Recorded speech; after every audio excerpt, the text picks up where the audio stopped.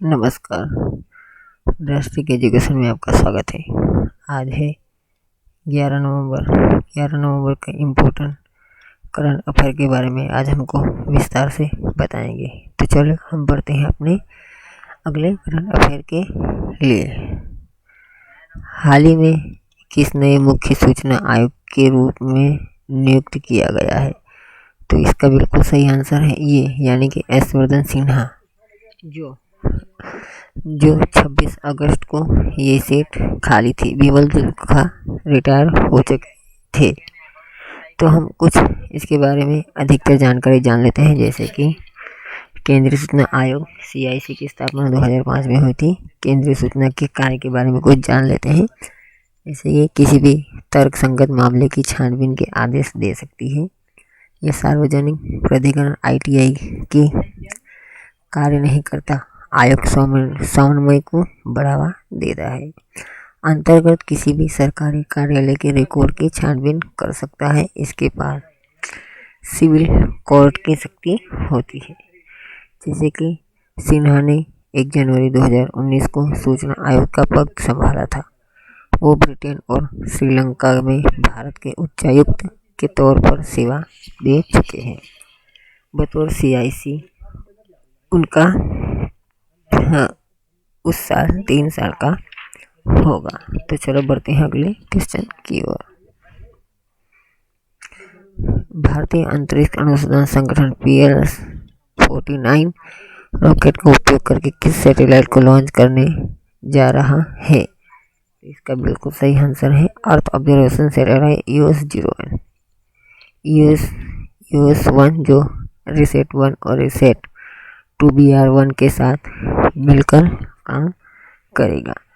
तो हम जैसे कि जान लेते हैं, जिसे 30 जो जनवरी 2020 में लॉन्च किया गया था। RISAT-1 BR-1 जो 2019 में लॉन्च किया गया था, और RISAT-2B वो भी 2019 में लॉन्च किया गया था। इंडियन स्पेस रिसर्च ऑर्गेनाइजेशन ने श्री हरिकोटा के सतीश धवन स्पेस सेंटर में शनिवार को अर्थ ऑब्जर्वेशन को लॉन्च किया है। युद्ध और सशस्त्र संघर्ष में पर्यावरण को शोषण को रोकने के लिए अंतर्राष्ट्रीय दिवस कब मनाया जाता है? तो इसका बिल्कुल सही आंसर है 6 नवंबर 2001 में इस दिवस को मनाने का संकल्प पारित किया गया था।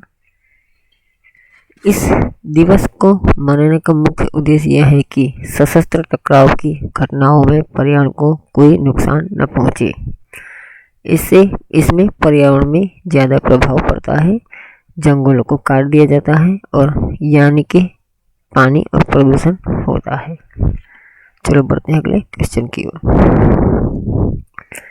कोयला में हाल ही में भारत ने 45वां संयुक्त कार्य समूह वर्चुअली किसके साथ आयोजित किया है? तो इसका बिल्कुल सही आंसर है इंडोनेशिया। कोयला खनन की शुरुआत वर्ष 1773 में ईस्ट इंडिया कंपनी के मेमर्स ने सुमेर हिटली द्वारा दामोदर नदी के पश्चिम तट पर स्थित रानीगंज कोलफील्ड में की गई थी। विश्व में सबसे ज़्यादा अधिक कोयला भंडार की उपलब्धता वाले देशों में भारत का 5वां स्थान है। तो बढ़ते हैं अगले क्वेश्चन की ओर। किस बैंक ने किस नाम से व्यापक बैंकिंग प्रोग्राम लॉन्च किया है? इसका बिल्कुल ऐसे है ICICI बैंक माइन। इसे मिलेनियम नेटवर्क से प्रेरित ऑफर को ICICI बैंक माइन नाम दिया गया है।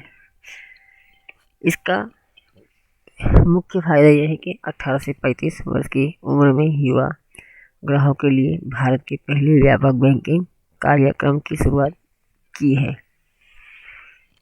इस ऐप से कोई भी आसानी से बैंक की वेबसाइट या मोबाइल ऐप पर अपने आधार से तुरंत बचत खाता खोल सकता है और लेन देन भी आसानी से कर सकता है। 1 जनवरी 2021 से फास्टैग को कितने वाहनों पर अनिवार्य किया गया है? तो इसका आंसर है सभी 4 वाहनों, यानी कि सही आंसर ए है। सरकार ने फॉर्म 51 में एक संशोधन करके नए तीसरे पक्ष में बीमा प्राप्त करने के लिए फास्टैग अनिवार्य होगा। दिसंबर 2017 से पहले बेचे गए M और N श्रेणी के मोटर वाहन पर फास्टैग अनिवार्य होगा। चलो बढ़ते हैं अगले क्वेश्चन की ओर। शांति और विकास के लिए विश्व विज्ञान दिवस कब मनाया जाता है? तो इसका बिल्कुल सही आंसर है 10 नवंबर।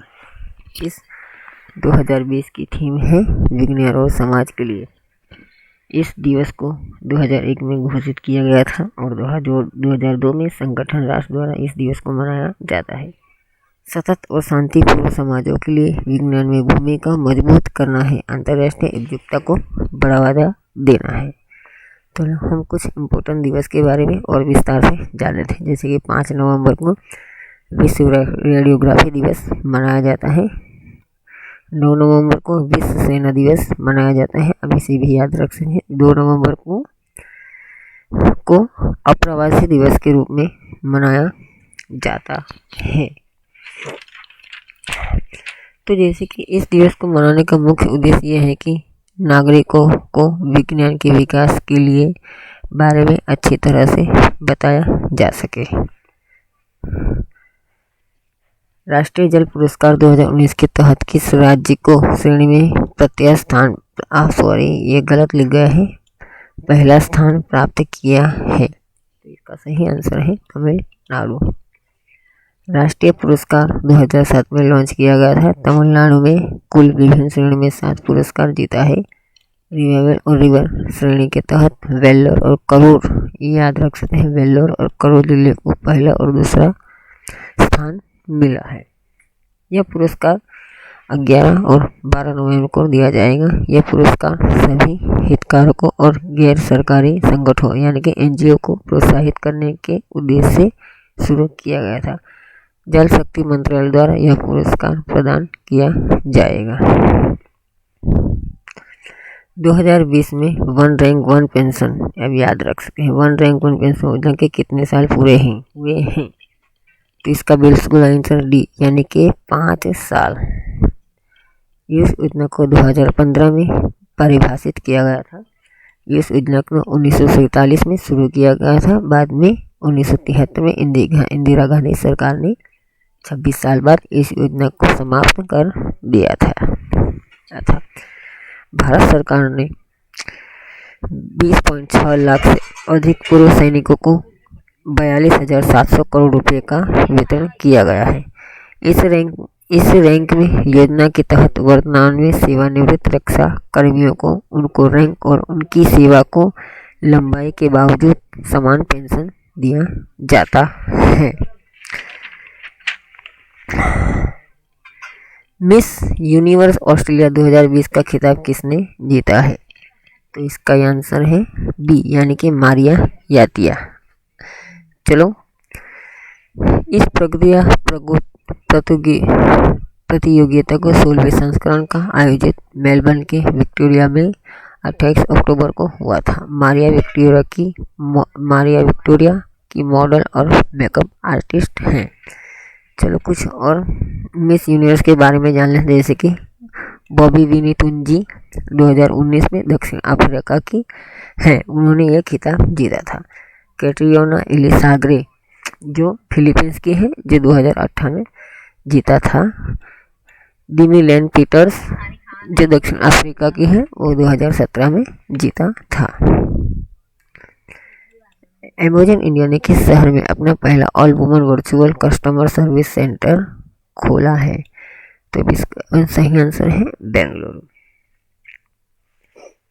जैसे कि इसकी पहल अमेजन इंडिया की HR डायरेक्टर स्वाति सरस्वती ने विचार विमर्श किया था। स्वाति सरस्वती ने इसके पहले Hindustan Unilever limited, DSP Merrill Lynch, Johnson and Johnson medical, Glenmark और मैक्स हेल्थकेयर जैसी कंपनियों के साथ काम किया है।